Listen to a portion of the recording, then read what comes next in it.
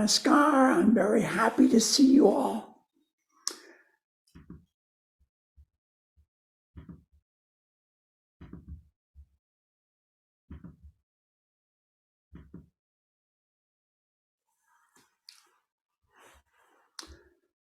I'd like to talk today about how we can apply the principles of Dharma to society.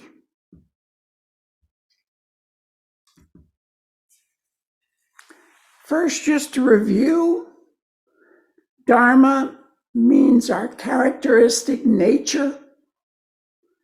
And of course, we have an animal Dharma. We are animals, but we have a higher Dharma too, which is that spiritual longing for the infinite.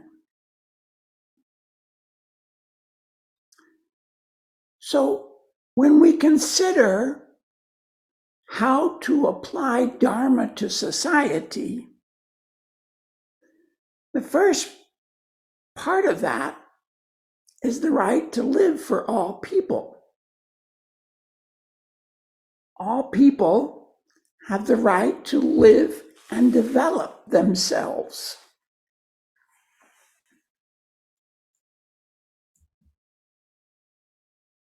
Unfortunately, so many people in our world today cannot. Hunger kills 9 million people each year.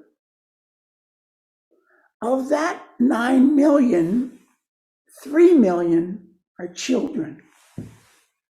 Children dying of hunger every year.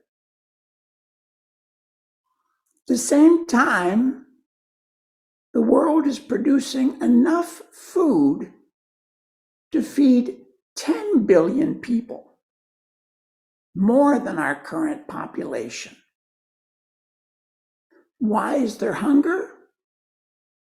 It's not our priority to save their lives. Extreme poverty is defined by the United Nations as living on $1.25 United States money or less per day. And 1.2 billion people today live in extreme poverty. To end extreme poverty would only cost 10% of what we spend on arms and military. More people live in poverty, but not extreme poverty.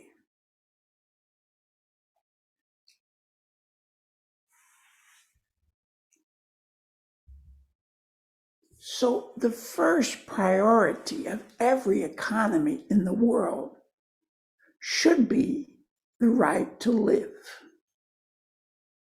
We need to guarantee the 5 minimum necessities of life to every human being. That's food and water, clothing, housing, education, and medical care. Can you imagine what the world would look like if no human being had to worry about these 5 things for them and their family?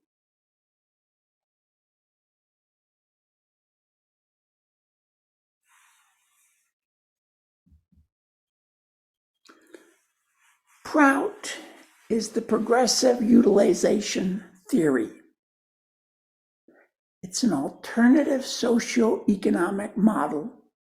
It's an alternative to global capitalism. It's an alternative to communism. It's based on economic self-reliance of every region, cooperatives, environmental balance, and universal spiritual values. Prout is based on Dharma. That is the spiritual outlook, the spiritual base of its worldview. Prout promotes economic democracy. It's a dichotomy of the people, by the people, and for the people, making every region as economically self-sufficient as possible. This cartoon shows globalization or localization. A local economy is a healthier economy.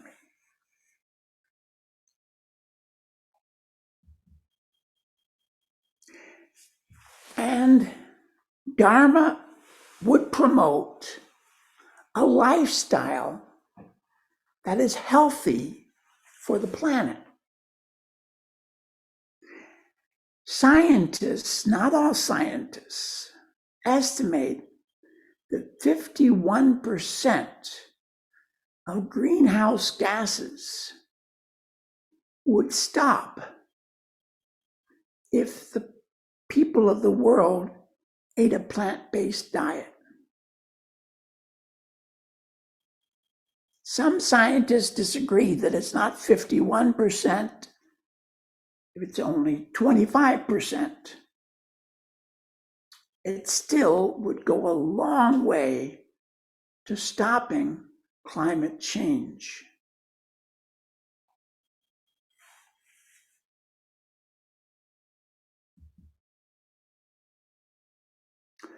To review again, Dharma has 4 fundamental parts. The first one is expansion of mind. And I'd like to talk about that first. We'll get to the others later.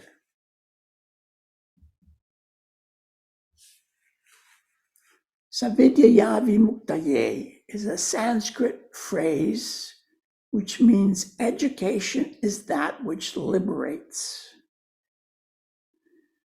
Frees us from what? Many things. Colonial mentality. It frees us from complexes like inferiority complexes or superiority complexes. It frees us from all the negative thoughts and emotions that we sometimes have. It frees us from dogmas. It opens our mind. As Nelson Mandela said, education is the most powerful weapon we can use to change the world.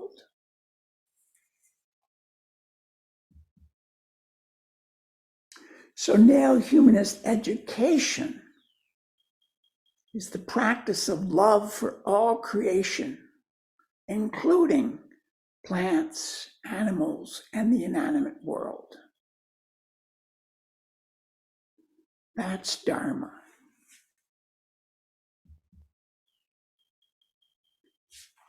P.R. Sarkar says that education is properly training the physical and also the psychic or mental existences.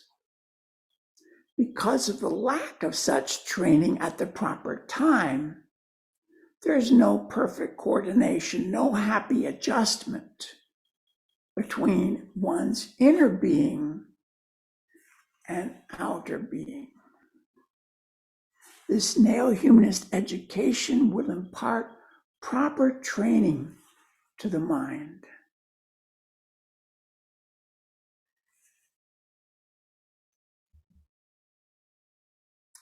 Another quote by P.R. Sarkar: we should remember that morality, spirituality, and humanity, and a happy blending of Occidental extraversial sciences, and Oriental introversial philosophy, spiritual practices.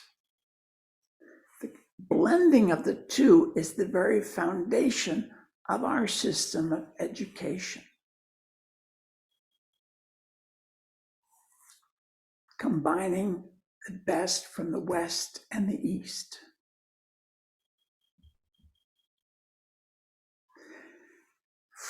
Education for liberation also means freedom from mental cages and dogmas, so that we are no longer prisoners of the dogmas that our culture has imposed on us, tried to impose on us. Racism, sexism, the different phobias that people have. To free people from all these dogmas, that's Dharma.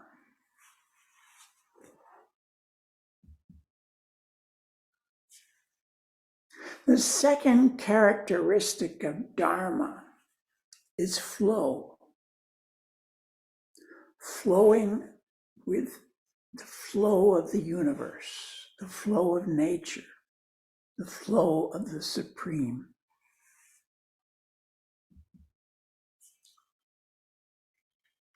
Unique to the Prout model is that it recognizes physical, mental, and spiritual qualities of both humans and even natural resources. Other economic models, other social models do not recognize openly that we have spiritual qualities that need to be allowed the opportunity to develop, nor that nature has this. Economists look at a forest of trees. The only value they can give to that is how much money the trees would be worth if you cut them all down. Economists don't have a way of measuring beauty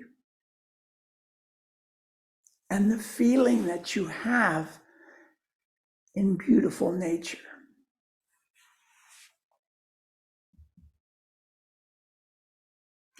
Another principle of Dharma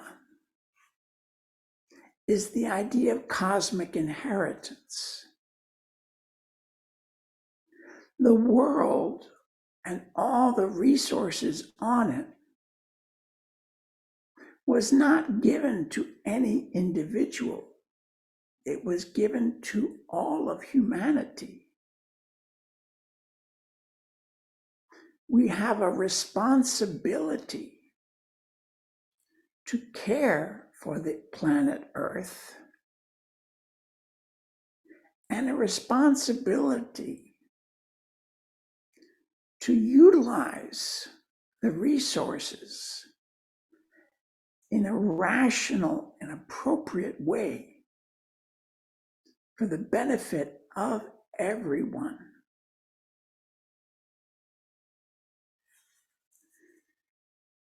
This is a fundamental shift from John Locke, the English philosopher, who said that if you own a piece of land, you can do whatever you want with it. You can farm it. You can not farm it. You legally are allowed to destroy it. You can burn it down, as long as you don't burn down your neighbor's property.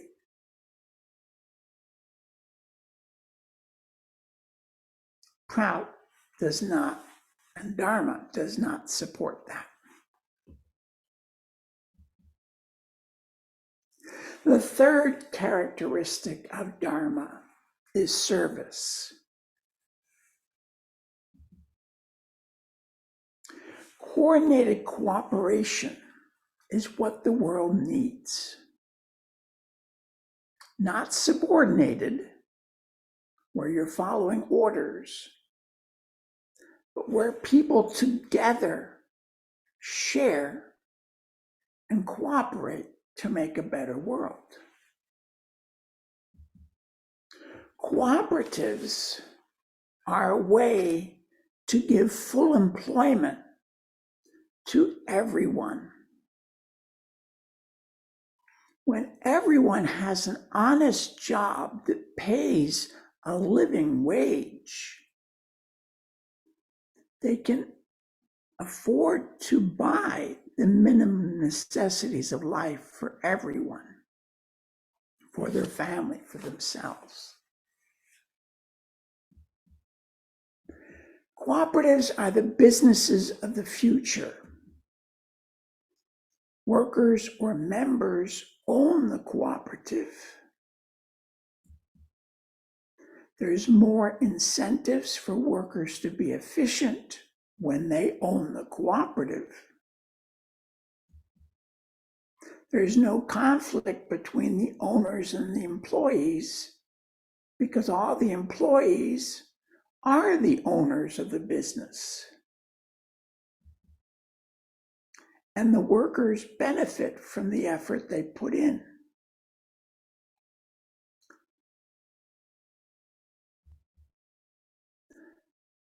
Just to give one example, there's a corporation in Spain, the largest federation of worker cooperatives in the Basque region of Spain. It started in 1956. It now has 81,500 cooperative worker members. And they belong to 257 different cooperatives. They're part of this corporation. It's the 7th largest Spanish company in Spain, right?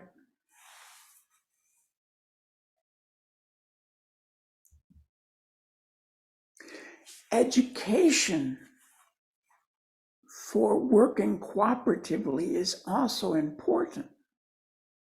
Our current education system is very individualistic. You get your grade, your note, and it doesn't matter whether the other students around you are passing or failing or anything. That teaches that the only thing that matters is for you to win. There's a children's game called musical chairs. Most countries have this game. If there are 10 children, you make a circle of 9 chairs, one less. You play the music stops, the children walk around the chairs. When the music stops, they all try to sit down, but there's one child that doesn't have a chair, so that child is out. And each time you take another chair out till finally you have 1 happy winner and 9 unhappy losers. Well, this group of university students in India are playing cooperative musical chairs. And this is a photo taken at the end of the game when 21 students and teachers are all sitting on only one chair.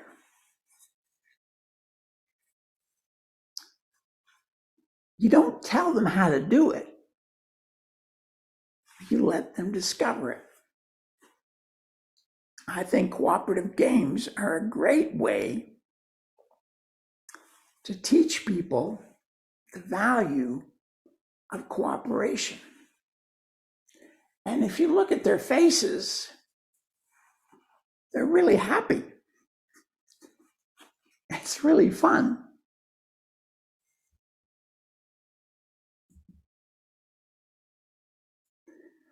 Dharma insists that we are all sisters and brothers in one human family. And actually, the human culture is one. But there are local variations that make humanity beautiful. But we're all one human family. So this service is essential, because you wouldn't allow a brother or sister in your family to starve or to go to suffer in poverty. And if everyone's your brother and sister, so much the less. The fourth quality of Dharma is union with the Supreme.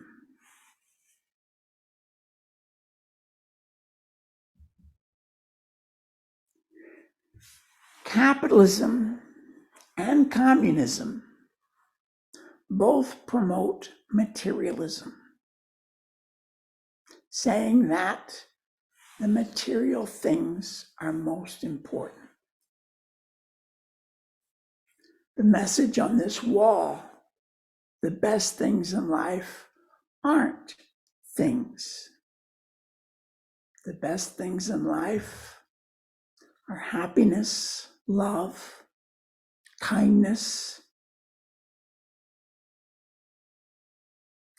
So consumerism and materialism have to be replaced with a spiritual outlook.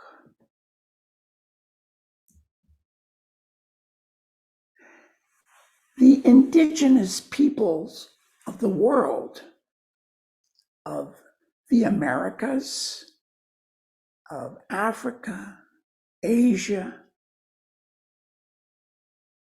Australia, and New Zealand, they did not say that the land belongs to me. They said, I belong to the land. You see the difference? And you see the difference this would make to how we live in the world. Everyone should have the right to their own house. But all the rest should be shared.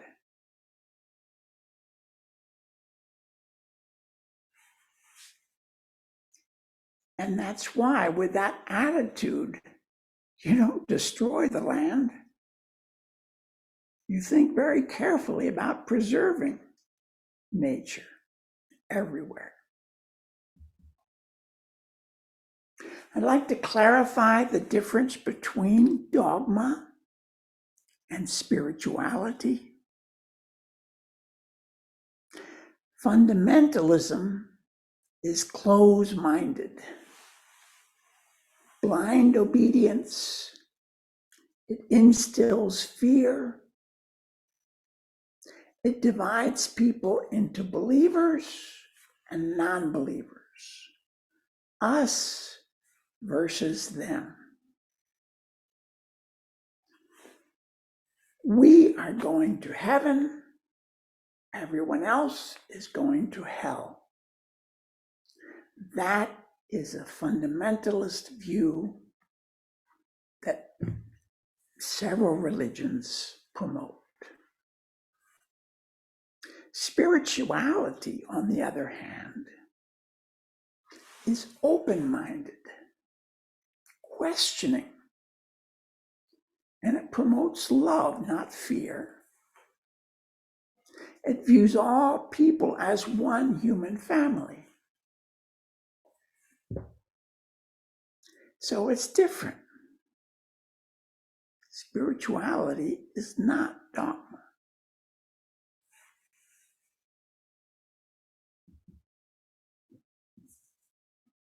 The spiritual perspective of Prout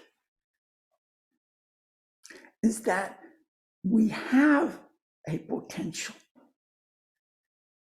and every human being needs the opportunity to grow physically, mentally, and spiritually. And so we need to make that opportunity for everyone, first with the right to live,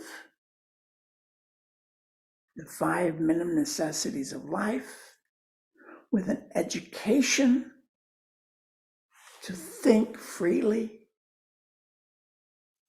and to promote spiritual life as well, to experience self-actualization, as the psychologist Abraham Maslow put it, to reach the stars.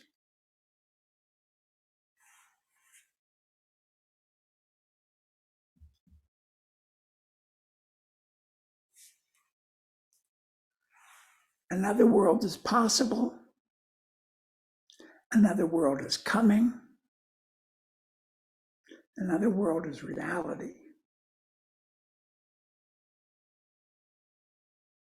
We need to move together. We need to work together. We need to make a better world.